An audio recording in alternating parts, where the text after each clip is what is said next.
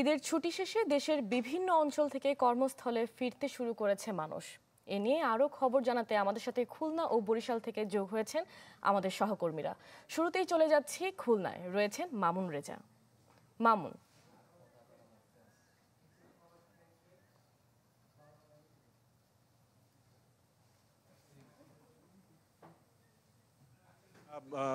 আজ আগামীকাল থেকে যেহেতু অফিস আদালত খুলছে, সে কারণে প্রচণ্ড ভিড় বাসগুলোতে।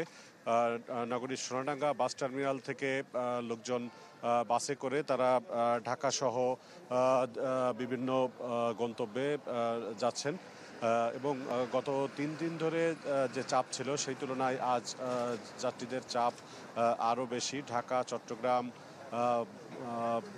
গাজীপুর সহ বিভিন্ন জেলায় লোকজন বাসে করে যাচ্ছেন।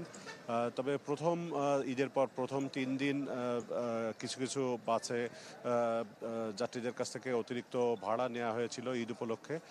এরপর বিআরটিএ তারা অভিযান চালিয়ে 10টি পরিবহনে প্রায় 1 লাখ টাকার মতো জরিমানা করে, যার ফলে এখন বাসগুলো তারা যে নির্ধারিত ভাড়া, পূর্ব নির্ধারিত সেই ভাড়াই তারা নিচ্ছে যাত্রীদের কাছ থেকে। তবে এখন যারা নতুন করে টিকিট ছাড়া বাস কাউন্টারে আসছেন তাদেরকে টিকিট পেতে কিছুটা বিড়ম্বনা পোহাতে হচ্ছে। একাধিক কাউন্টার ঘুরে তাদেরকে টিকিট পেতে হচ্ছে। তবে সেক্ষেত্রেও তাদেরকে বাসের একেবারে শেষের দিকের সিটে যেতে হচ্ছে। এছাড়া বাসের পাশাপাশি লোকজন ট্রেনে করেও গন্তব্যে যাচ্ছেন।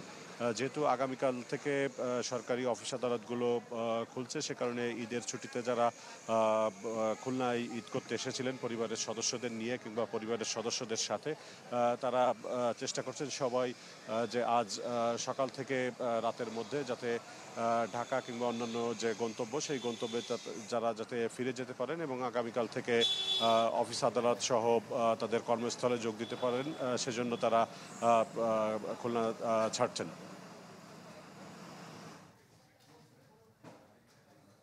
মামুন, আপনাকে ধন্যবাদ। দর্শক, এবার বরিশাল থেকে যুক্ত হচ্ছেন আমাদের সহকর্মী কাউসার হোসেন রানা। রানা,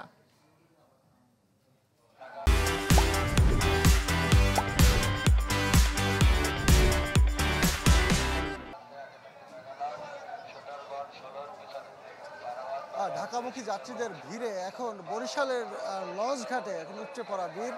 এই ভিড় শুরু হয়েছে মূলত গতকাল থেকে। গতকালও বরিশাল থেকে 12টি লঞ্চ এখান থেকে ছেড়ে গিয়েছে এবং আজও এই মুহূর্তে বরিশালের লঞ্চ ঘাটে 12টি লঞ্চ রয়েছে। 9টি লঞ্চ একেবারেই পন্টুনের সাথে রয়েছে আর 3টি লঞ্চ রয়েছে পন্টুনের পিছনে, অর্থাৎ এই যে লঞ্চগুলো রয়েছে এই লঞ্চগুলোর পিছনে।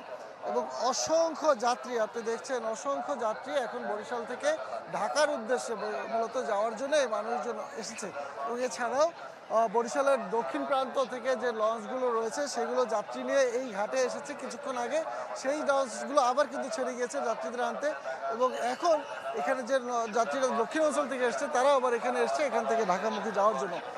আমরা যেটি জেনেছি সেটি হচ্ছে যে সাধারণ সময়ে যে ভাড়াটা নেওয়া হয় তার থেকে এখন কিছুটা বাড়িয়ে নেওয়া হচ্ছে, যদিও লঞ্চ কর্তৃপক্ষ দাবি করেছে যে তারা মূলত সরকার নির্ধারিত যে ভাড়া সেটি তারা আদায় করছে। মূলত বিষয় হচ্ছে এটি যে সরকার নির্ধারিত যে ভাড়াটি থাকে তারা সেটি কিন্তু সারা বছর নেয় না, তার থেকে কিছুটা কমিয়ে নেয়। কিন্তু এই ঈদের সময় যাত্রী যেহেতু পর্যাপ্ত থাকে, প্রচুর যাত্রী থাকে, তার জন্য কিন্তু তারা এই সরকারি ভাড়া সেটি বলে নেয়।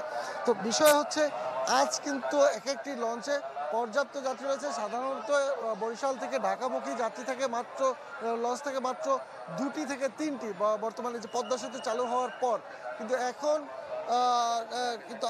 আজ 2 দিন ধরে, গতকাল এবং আজ, এই 2 দিন কিন্তু প্রচুর যাত্রী রয়েছে এবং আশা করা যাচ্ছে যে এই যাত্রী আজকে থাকবে, কালকে কিন্তু অনেকটাই কমে যাবে, কারণ কালকে অফিস খোলার দিন, মানুষদেরকে আজকের মধ্যেই যেতে হবে।